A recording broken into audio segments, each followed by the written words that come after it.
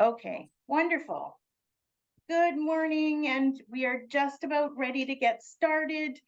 We're so grateful to have Mary Teegee, our board president here, and I know she's going to tell us about all of the many things that she keeps herself busy with. So it's amazing that she's able to join us.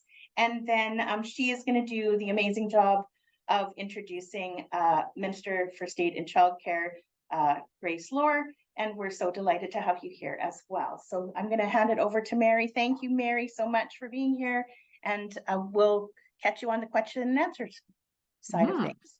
Okay, good morning, everybody. What an honor to be here. I'm coming to you from the traditional territory of the Lheidli T'enneh in beautiful Prince George, BC.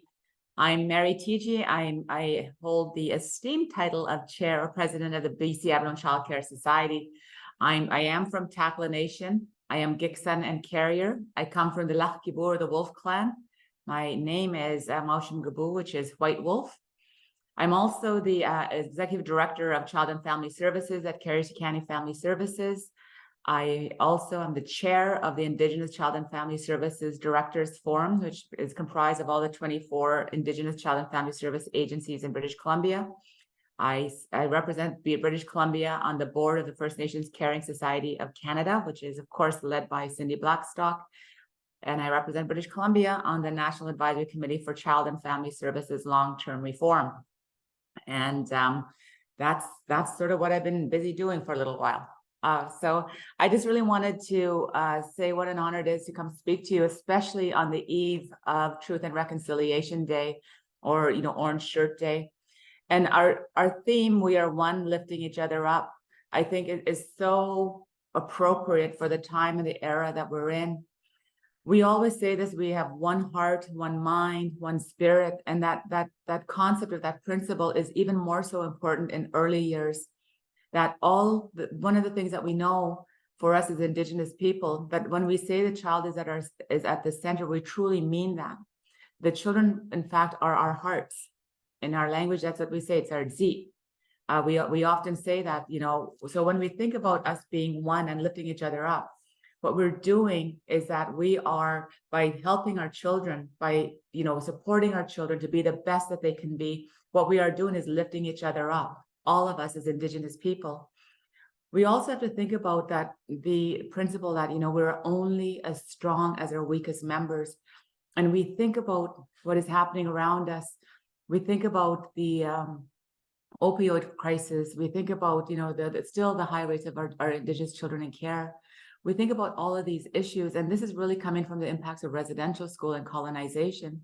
So tomorrow, when we think about reconciliation and we think about the Orange Shirt Day, we have to remember those very vulnerable that are the ones that are our weakest members, and oftentimes they are our children.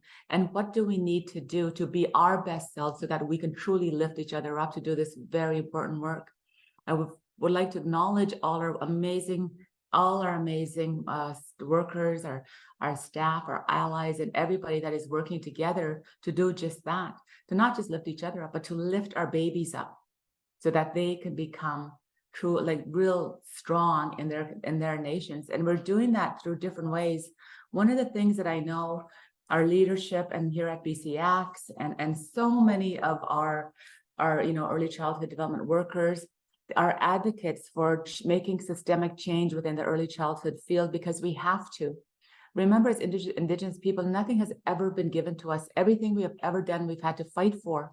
You've heard on the news the big $40 billion settlement, and that was because we charged Canada with discriminating against First Nations children, and we won. In 2016, Canada was found guilty of discriminating against First Nations children. From there stemmed prevention funding on reserve, the Jordan's Principle, we have capital at actual. There's all these opportunities. And again, that wasn't handed to us. We had to fight for that. So the importance of your voice cannot ever be understated. Everything that you say and everything that we learn through these conferences, and that we have these meetings, we have consultation, your voice is so important so that we can make the systemic change so that none of our children are considered weak or are marginalized. And that's what we're working together to do. We know that systemic barriers are hidden in the rules and the procedures and the policies and operations of organizations. and are intentionally or unintentionally discriminatory. And these are the barriers that limit access to good services, to goods, programs, and facilities. And how do we work together to get rid of those systemic barriers? And again, I would say, it's nothing that we can't just say that, this is what we would like to do, have good intentions. There's actually, we have to do something. And I think the time is now. We're at the precipice of this place where finally we are going to see that change in this generation and the next generation. And I truly believe it's now, and it's coming from, again, as I said, all the advocacy, the lobbying, our leadership, and all your voices, the importance of that. We need to also recognize on this eve of National Truth and Reconciliation Day, those truths that are hard to hear, that there still is discrimination, that there's still those systemic barriers, and we can't lose sight of that. You cannot have reconciliation without truth. So it's really critically important to hear the voices of the community echoed in policy changes and systems changes. We have to have that respectful engagement that can address the power imbalances that's inherent in the system. And again, that is respectful engagement. And what does that mean? We already have ways of going about how we're going to consult, how we're going to engage with each other. In fact, it is ordered again and again within courts that that the governments have to consult with Indigenous people. But that's just good. That's just good practice. That's just the way that we ought to be treated, in that mutually respectful way. We know also that we are the ones that are suffering from the impacts of colonization and residential school, and we are the ones that know the solutions. So it's our Indigenous voices and the way that our ways of being and our solutions that's going to lead us through this pivotal change. That our voices must be at the forefront in building Indigenous early learning and childcare programming for capacity, quality, and access across BC and of course throughout Canada, and I would dare say internationally. We know that how to care for our children. We know how to transmit our knowledge to future generations and to nurture future leaders. And what we just need to do is for the government of BC to lift us up to do our very important work. Thank you. I'm now really pleased to be able to introduce Minister Grace Lohr. She was elected in 2020 in Vancouver, Victoria Beacon Hill area, and is now the current Minister of State for Childcare. And she previously was the Parliamentary Secretary for Gender Equity, which was a very important role, Grace. And I know that's where I know you from that work, which was excellent and really supported what we were doing with the missing and murdered Indigenous women in BC. So Grace has not only been a dedicated anti-violence advocate, she's an academic instructor and researcher and a community housing organizer. But I think most important, Grace, and I'm sure you would agree, that your most important role is being mother to 2 young children. So I'm really honored that you're here, and welcome, Grace. Thank you so much. Thank you so much for the warm welcome, Mary, and to everyone. Thank you for having me at your conference today. I'm calling in from the territory of the Lekwungen people of the Songhees and Esquimalt Nations. I want to start by recognizing Mary Teegee, BCACCS President, Karen Isaac, Executive Director, and to really thank all of BCACCS, your elders and staff and volunteers, for all the hard work in creating this opportunity to learn together and connect. You reflected on it, Mary, the theme, we are one, lifting each other up. And this is something I know is going to guide your work today, but it is also something for all of us to hold on to as a guiding principle every day in this work. So thank you for your reflections on the theme. I also want to recognize the childcare professionals, the educators, presenters, those of you who work with supported child development, community leaders, those of you from friendship centers, all of you for taking the time to attend. And thank you for your commitment to creating culturally rich spaces for children and families in communities. I also, as Mary did, want to recognize that we are just around the corner from the 3rd National Day for Truth and Reconciliation. a day that represents our provinces and, in fact, our country's responsibility to recognize and act on the historical and ongoing impacts of colonialism and to move towards truth and reconciliation. It demands reflection on the legacy of Canadian Indian residential schools. And I think about how that reflection on a school system and its lasting intergenerational effects on families and communities and our collective history and present as we think about childcare. Not only is Truth and Reconciliation Day around the corner, but the news out of Stolo last week on the children lost in that community at schools and at hospitals. The journey towards truth and reconciliation is a path and a process, and it needs to guide and ground our actions every single day, including through the Declaration Act on the Rights of Indigenous People. And education and childcare play a key role in truth and in connection and in reconciliation and self-determination from the beginning.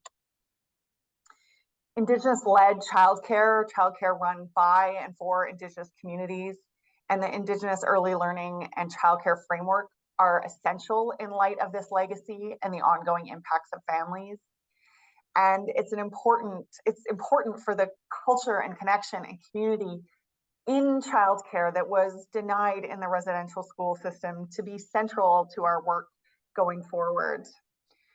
So I want to thank BCACCS for their leadership that has made this a reality for many First Nations families across the province, and acknowledge BCACCS and the work of the organization, but of everyone here, that leadership, that important work on the development and implementation of the Indigenous early learning and childcare framework in BC. That framework envisions a system of diverse, distinction-based, high-quality programs and services which recognize the unique and sacred place children hold in First Nations families and communities. And I heard you speak to that, Mary. Since that framework was released in 2018, I know BCACCS has been working directly with the federal government as well to help implement and shape the delivery of that framework here in BC. And it's critical and valuable work that is making an impact for First Nations children's families and supporting connections with community. And it's important that our work and my work as minister is also guided by the principles in that framework. So I thank you for the opportunity to work on this together. Our relationship, our government's relationship, the ministry's relationship with the First Nations Leadership Council, the First Nations Education Steering Committee, with BCACCS, with the First Nations Health Authority, Aboriginal Head Start Association, Aboriginal Supported Child Development. Those relationships are all central in making sure that we get this right. For me personally, BCACCS participation in the Provincial Childcare Council is also really important. And I just want to thank Kirsten for her contributions to that advisory group. And I know that this work has been undertaken, continues to be undertaken with many challenges along the path that have been extremely significant. Decades of underfunding, the intergenerational trauma impacts we talked about, a lack of funding for Indigenous-led childcare altogether, a global pandemic that was a threat to communities and complicated collaboration, and of course the ongoing challenges of operating in geographically diverse and isolated communities. Your leadership is what is key to moving this work forward and honoring the needs of Indigenous children and families. And there are many ways that we're doing this work together. We're partnering on the Aboriginal childcare resource and referral programs, which provide culturally responsive early learning and childcare resources, training and professional development. It supports childcare professionals, communities, and organizations. I know it helps increase access to Childcare BC initiatives. Together, we've supported the expansion of the Aboriginal Head Start program, which has created many more no-fee childcare spaces for Indigenous families grounded in culture, tradition, and community. There are now 1,700 children benefiting from these programs, with more to come. And again, importantly, these programs offer nutrition and culture and wraparound supports for families as well. This last year, I had a chance to attend the Aboriginal Head Start family gathering, and I met some of the elders that make up the elders circle for the program and the organization. And the message that they left me with was simple: putting children at the center and at the heart of everything, period. And I know, Mary, I heard you say that this morning as well. I know this is the approach of BCACCS, of all the people in this call, and of BCACCS as the Jordan's Principal Enhanced Service Coordination Hub for BC. Provincial and federal funding is also supporting space creation, engagement, and navigation, and funding directly to nations. In May, I had the chance to visit some new spaces in the north, including new Aboriginal Head Start spaces run by the Office of the Wet'suwet'en. I visited Hartley Bay, where a brand new facility, beautiful facility, is under construction, and the nation's funding will mean additional staff so that educators can also pursue their ECE education. In Whitsett, I learned about collaboration with Northern Lights College. That meant that as a new building was going up next to their existing building, team members were achieving their ECE and infant toddler certifications. Since 2018, there's been over 2,000 new Indigenous-led childcare spaces created through the New Spaces Fund. And some of these spaces I visited had an elders room where language immersion was everywhere. The visible benefits of Indigenous-led childcare for Indigenous communities. And our ongoing work with the federal government includes commitments to developing collaborative plans with nations, with Indigenous peoples and organizations across the province to ensure that all of our work in the Childcare BC plan is relevant to and supports Indigenous families and children. Again, this is the result of collaboration and partnership, and I thank you for that. I know that we are all committed to enhancing early learning and childcare for and by Indigenous peoples and communities as a part of self-determination. And it's this meaningful work and dedication that the vision of Childcare BC plan is made possible. I wish you all the best today in your conference in this opportunity to connect. And I really hope that the next time we're able to connect, it's in person with the chance to share a meal and continue to learn and collaborate. Thank you again for these partnerships and the opportunity to join you for part of this morning. Thank you. Thank you, Minister Laura, for your conference and for taking part of the conference. We really appreciate that. I'm glad to hear, the comments, that you're committed to that collaboration, that, the relationship with our Indigenous organizations, is important, and that we have to work together, as you said, to get this right. I think we've been at this for quite a long time. The importance for us to move forward to really having that true collaborative planning and to make sure to understand that when we talk about reconciliation, that it's not cost neutral, especially within the early childhood development piece. And so I'm glad that there has been this funding that has gone, with the new spaces and the different initiatives. For sure, we know that there's definitely more to do. We also have to really look at BC's commitment before, and I think this we've said this before. BC, when Jordan's Principle first came out, was the first province to say that, yes, we do support the Jordan's Principle fully on board. And what does that look like? And what is how is that working when there is still gross inequity often on reserve with our children? And it's substantive inequity. And it's something that we, again, as I said, we had to charge the federal government for the discriminatory funding. Now it's off reserve. And we know how many of our members are living not in community for no fault of their own, but with the lack of resources. So we really have to turn our minds to how best do we try together to achieve substantive equality in our communities for all, regardless of where they're living. And these are our nation members. I think when we think about what jurisdiction would look like in childcare, this is where we have to really think about those principles. How do we work together to make sure that all our children have the ability to live up to their fullest potential. And of course, that is going to be based in our culture and based in our ways of knowing and doing. And I think that's where we have to look and say, how do we get there? We look at things that have happened for us, for example, in Child and Family Services. You know, I had to bring a resolution forward so that we could develop federal enabling legislation, so that we can have the ability to develop and to create our own laws. One thing I think that that people lose sight of is that we've never given up our jurisdiction for our children. We've always had the inherent right for jurisdiction for our children and families, but we haven't had the resources to breathe life into our own laws, and that's the path to jurisdiction, and whether or not it be early child care or whatever, or child and family. We also have to look at our child as a whole, our communities as a whole, and there is that holistic wellness out. So we have to really work together to how do we break down those barriers and those silos that are really inherent in government, for example. We know that is inherent. How do we break that down to provide the best wraparound services for our babies, because they deserve that. Our children, our little ones deserve to be wrapped in the warm embrace of their culture, clan, and community. And how best do we move forward? And the way we do that is by working diligently and actively to attain or revitalize or revive our jurisdiction in the early years field.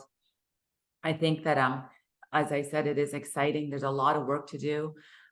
Huge, big milestones that we have to achieve. And again, I keep talking about that substantive inequality that we're experiencing here in British Columbia, and we really have to turn our minds, how best do we do that? Again, so I really thank you for your time, and I look forward to this next chapter or this next era of working together so that we can achieve true substantive equality. We can achieve jurisdiction where it rightfully belongs, with our nations, with our leaders, and really what we're doing together again is that, we're working together to lift each other up by putting our children at the forefront, children at the center. So thank you for your work. Thank you so much, Mary, with gratitude for the invitation to be here, and with my heart sharing your vision that you've shared, and the collaboration on the path to get us there. So again, I'm grateful to work alongside you, all of you, and I count me in on this collaborative work in an ongoing way.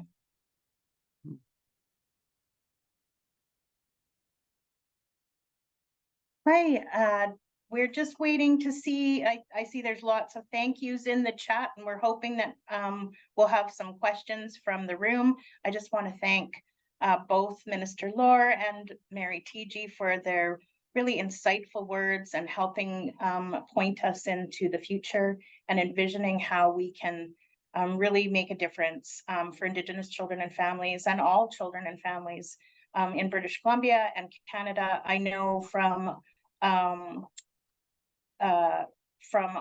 our work here at BCACCS that many folks that we meet indicate that BC is actually on the forefront of a lot of this work, and we set the pace.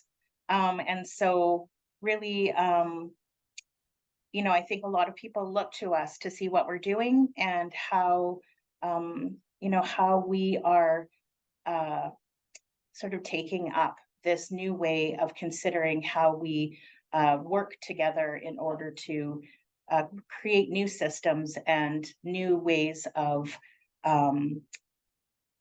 caring for our children, and how we reinstate many of the old ways that from time immemorial Indigenous peoples have cared for their children and done it in such a beautiful and loving and nurturing way. And we know that research really indicates that actually traditional Indigenous ways of caring for children are actually, there's a lot of evidence around how well that really did do before colonization came along. And so I'm really happy for that. I'm wondering if just while we're waiting for some questions, if Mary, you had anything else to contribute that you wanted to add, or let's ask Mary first, and you can say no, it's okay. I'm just like, people are being shy this morning. I just really, I really want to acknowledge, Kristen, that something that you said, that BC is really the leaders in Canada, and definitely with the early learning childcare framework. That really, I would, just the tireless advocacy from BCACCS, supported by the First Nations Leadership Council at the national level. It really was led by BCACCS, having those first preliminary meetings, and what it really comes down to is the tenacity of our esteemed executive director, Karen Isaac, really listening to the community, listening to leadership, listening to the children, listening to the staff, and saying, we have to do this. And so I just really, my hands up go to Karen and the BCACCS staff and everybody that's a part of this, and all the early years workers to support us, because really, I know at the national level, when we're pushing forward with the early learning childcare framework, the first of its kind, you were lifting us up. So I just really wanted to acknowledge that. Also wanted to acknowledge all of the, the organizer, of course, Veronica, and all the staff for organizing this conference. I know we really wanted to be seeing each other. I definitely wanted to be there with you, but for sure next year we'll be together in person. So that's all I wanted to say. And again, just really happy to be here with you all. Thanks so much, Mary. I know that yeah, we all wanted to be together too. We're here in the office this morning, but with the hotel strike in Richmond, it really disrupted our grand plans of gathering our many people together. But I'm hoping that when spring hits in February, we have the hotel booked for February 8th to 10th. So hopefully everybody will join us then, and we can continue this conversation. We're really excited that somebody is brave enough to put forward a question in the chat. But Minister Lord, did you want to add anything before we take that question? I'm happy to take the question. Some of the things I wanted to add are perhaps relevant. Okay, wonderful. So we have a question in the chat from Linda M. When are we going to have First Nations govern their own centers without licensing so they can access funding opportunities? Oh yes. So when is it that just in case for anybody who's not clear, currently provincial funding opportunities are not accessible by any of the programs that are currently unlicensed, and are we going to see a change to that policy? Thank you for the questions, and a couple of pieces to share here. There is an item in the Declaration Act Action Plan on implementing the Declaration on the Rights of Indigenous People that is working towards supporting and moving forward jurisdiction over childcare for First Nations. And so that is part of the action plan. That is work to undertake. I want to share that coming out of that question, as I reflect on many of the conversations I had as I traveled during Childcare Month in particular, visiting a number of nations who shared the limitations of licensing, the challenge of licensing, running up against some really important cultural protocols, some really important pieces of what it looks like to provide care and early learning in community through culture. And so that's some learning that I'm continuing to do about the ways in which licensing runs up against what communities are seeking to build and provide, how some of that is being problem solved right now, where there's opportunity for growth, and how it's impacting communities' ability to provide care. I went to a number of places where we've worked with nations for the creation of a building, but then also thought about additional pieces kind of beyond that licensing component of, as I said, having an elder space. And so I think that there's lots of work for us to do here. Those the Aboriginal Head Start programs are kind of a unique type of care. But there's a lot of work to do here, and work that is part of the Declaration Action Plan that our government's committed to. Thanks. I'd just like to comment on that. My mom would say this often, if people were saying things that they didn't really mean, or people were saying things that weren't true, or people that were saying things that again and again and again, or saying things that were where their words weren't validated or valued, and she'd say, it's like dogs barking in the wind. The reason I say that is if you look at the work that we've been doing and you look at the advocacy at BCACCS, and from listening to our community members, we've had this discussion around licensing again and again and again. We've done a wonderful research document. It's still there. So, that needs to be revitalized. We've heard from our communities, directly from our frontline workers, directly from, our parents that are, in the centers, that the licensing has to change. And so there needs to be, I think that would be a commitment that I would like to see, to say, this is what we're going to do, and this is how we're going to provide the licensing authority. We've given options before us of what we would like to see. And I think that's where we're at right now, is a true, again, the simplest definition of jurisdiction is the ability to make decisions.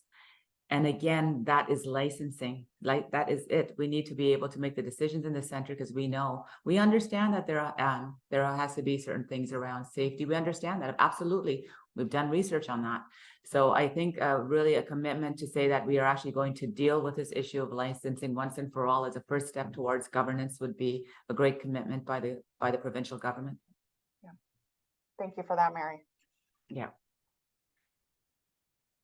Thank you. We've got another question in the chat. Yes, it is a question. Sorry, I was just like, Question with a statement. Yeah. Yes, we're so short-staffed within the EC community, and of course, that's something we all are knowing and hearing again and again, and believe it has to do with the salary. How can we get the salary increased to get more people into the field again? I feel that due to the lack of numbers of people entering the field, we do not have the quality and experience that can be reflected evenly. Curious to see if this could be a reality, to have more than the $4 top up to encourage people to enter the field. Thank you for that question. And I see the thumbs up and the heart on it, and recognize the importance of this question. I say it all the time. We talk about funding childcare spaces, but there's no such thing as a childcare space, right? We're talking about people. We're talking about educators. We're talking about the people who do the work and provide that care. And so, while we invest in building new spaces and buildings, we're also, and I personally am thinking about early childhood educators all the time, because for far too long, ECEs were not treated or compensated as the skilled, educated professionals they are, or in a way that reflects the impact they have on the lives of children and families and communities. So that wage enhancement is one of those tools. Certainly, hearing from folks that $4 is not enough is work that we're undertaking. But we also need a long-term plan for proper compensation that is wages, but also reflects more components of compensation, like time off and benefits and these sorts of things. So all of this is work that's close to my heart and that we're taking on. I'll say also the bursaries for education has been an important piece. Getting creative with education opportunities, especially for remote communities. The work integrated learning for folks. How can people take all that time off work to do the school to get the top up? So the work integrated learning, hybrid or fully online models. And then, as Mary said several times, of listening to the voices in community, the challenge of finding a practicum place that is different than the place you work in remote communities, or what it means to have to leave community to get that.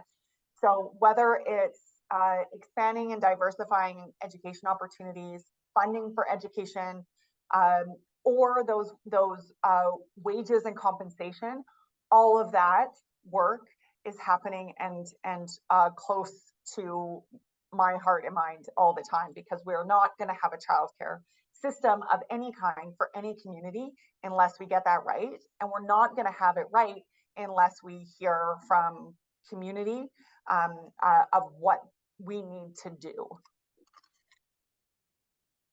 Okay, thanks. I would like to add to that. I think the importance, that really highlights the importance that we actually have to have that a comprehensive approach centered on First Nations needs and priorities. I really believe that has to include long-term goals of, substantive equality and governance, and it has to be very targeted, very strict and hard timelines to get this work done. Because a lot of this, I don't know how long I've been president, for a long time here, but even before that, when I used to be, in leadership in my own community, the very same questions we were asking then, the very same things, when I was deputy chief of my nation, very young, again and again saying the same things. So I would like to actually, in my lifetime, to actually see some changes that we can actually really concretely see. There's different best practices out there about how we can look at integrated models of education. I'll give you an example. We just graduated 16 social workers through our partnership with NVIT, and definitely BCACCS is looking at that. But, again, we need to ensure that there is substantive equity for the most remote communities, that they have access to that education, and it's got to come from the community. And so I think there needs to be, again, years ago we did an environmental scan about in BC, but again, keeping up to date with that environmental scan, and looking and listening to communities again, as we've done around the needs and priorities. You look at some of the principles within the early learning childcare framework when it comes to the educators and to our staff, and how we talk about, I always say this, our children are our most important resource, but yet the actions of government we know that doesn't show that, especially when it comes to our educators and the inequity in funding, where we are giving them the most sacred responsibilities of educating our young ones, and yet we're not compensating them at that level, and that needs to change. And hopefully there will be a huge shift and an actual put your money where your mouth is type moment for the government to say, oh my goodness, we have to do this, and how do we achieve that? I always think about just the honor, or the actual sacred work that the Creator has given us. There's everybody that's here in this room, or that is in the early child care field or child and family. You're not here by chance, you're here by design. It is something that the Creator has given each and every one of us, something, the tools, the abilities, the talents, the voices to actually do this work. And we must honor the Creator for giving us this opportunity. It is a privilege to do the work. So the government needs to look at the work in that vein, to look at the work that is bestowed on you. And I think once you take it sort of the government system, and then as an individual to say, what can I do as Minister Grace Lord to make sure that those educators are valued? What can I advocate for? What can we change in the budget? I think that's when we're going to see true governance. I share the concerns and the take there, Mary, and in so many ways, digging ourselves out of a hole where educators for so long were not lifted up. The wage enhancement is part of those steps, and it's part on that journey, and more needs to happen. Work I'm committed to. I think just even the commitment just to have a living wage, for educators, that would be hugely important.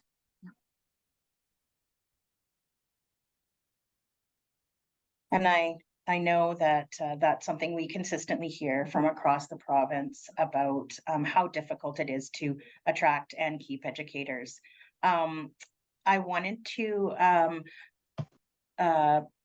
we have another question in the chat, and I'm just trying to, here it goes. I was like, where did it go? So we have a question about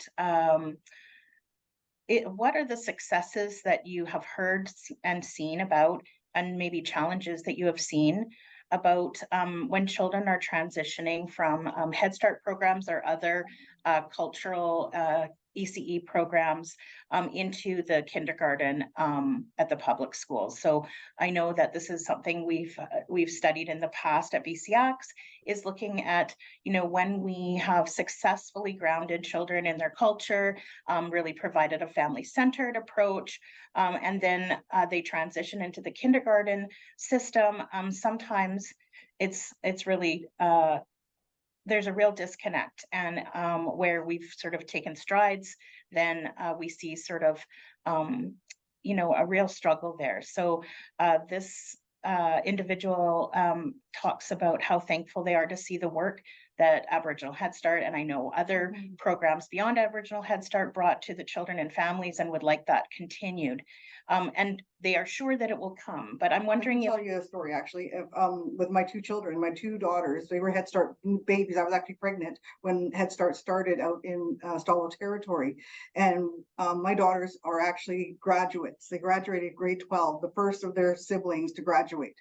And it was because of Head Start's impact on their lives. And so that was very, so I see the impacts, I see the opportunities of them being successful in life. And now they're both taking their ECE. So they are both, thriving in our society, and two strong Indigenous young ladies. So, out of their three older brothers, they are the first two to graduate. So I'm very proud of what these programs have done for our children. So. Thank you so much for sharing that and for the question. When I went to the Aboriginal Head Start family gathering earlier this year, I talked to many parents. The other thing that really struck me was how the folks involved in Aboriginal Head Start, either individual programs or the province-wide, were former parents or had some interaction in some other way that changed them, and the connection, even with growing children, to working in or supporting Head Start was so common and so compelling. I think with the move of with childcare moving over to education, I think we have a lot of more opportunities to have the kinds of conversations about the learnings and the benefits of the Aboriginal Head Start program, and to see what we can learn for childcare. There's certainly a ton of work happening on the education side with the First Nations Education Steering Committee, graduate requirements and similar things. So I think there's lots of work happening on the education side. And with the move of childcare and education into one ministry, maybe that's an important opportunity to pose this question and do that learning for what we know of what it meant to children, your children, and the children of many other parents I talked to. Thank you for that.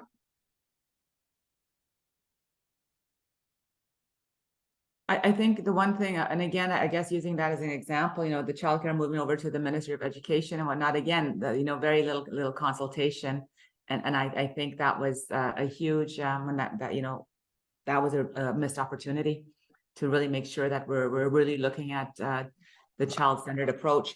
One thing that we can't lose sight of, and I think this is really important, and thanks for the question, that transition going from Head Start to kindergarten and that foreign system of education that's never really been successful. We know our graduation rates, and I know definitely that finesse would be part of this sort of conversation, but the importance of looking at the experts, the ones that are on the ground, that are doing the work to say, this is what we think should change. This is how we think the transition would help the kids. This is what needs to happen in the school system, especially kindergarten.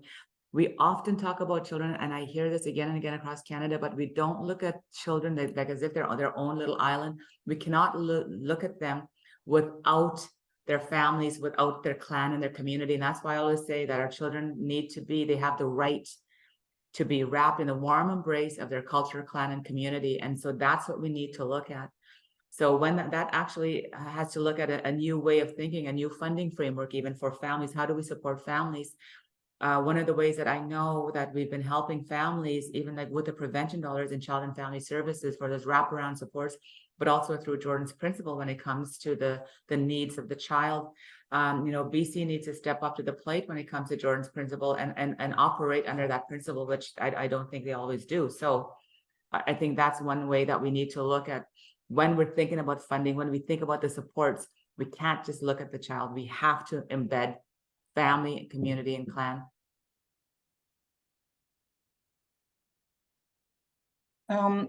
Thanks so much to you both. And yes, it is, there's so much work to do.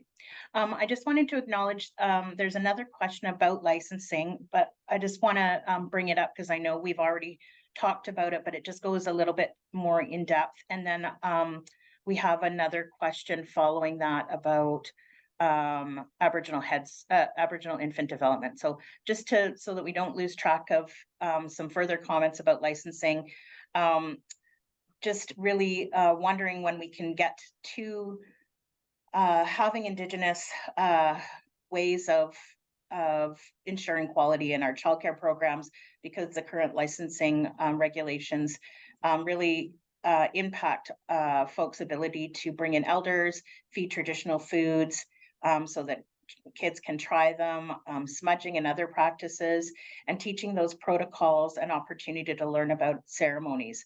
Often the relationship with licensing makes these things challenging, or the regulations make them challenging, even if the licensing officer is supportive. So just, I know we've already talked about it, so I want to just recognize that those are such important parts about licensing.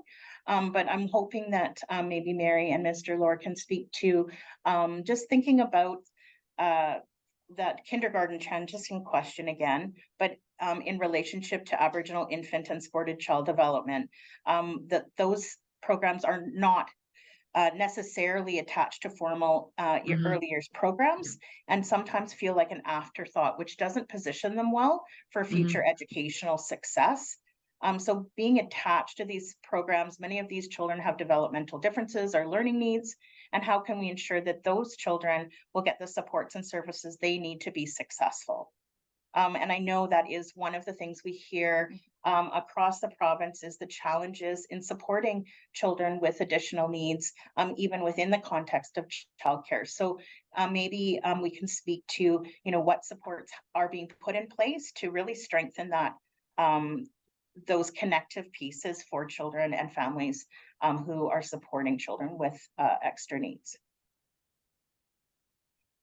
Do you want me to start? Yeah, Sure, I think yeah. that would be great if that's Yeah. okay. Yeah, sure. Thank you. I think it's a really important question. And I think knowing the difference that Aboriginal supported child development makes, and how important those transitions and are to children, but to Mary's point, to families at those transition points. That's a piece I'll take away and connect with my colleagues on. The things you've identified here are things that live in different places with different people, and to be able to bring those components together, hearing from voice of communities here, and like you, Kirsten, this is not the first time it's been raised. So I both the specifics on the licensing question, which I heard from nations in the north when I visited, but also this question are ones that I'll take away from this conversation and take to the board. Thanks, Grace. I think let's look at this situation when we think about the transition points. Going to kindergarten, the importance of the work of families and parents. We cannot, again, let's look at our history here. We're talking about the impacts of residential school, where parents did not have the ability to nurture their children in residential school.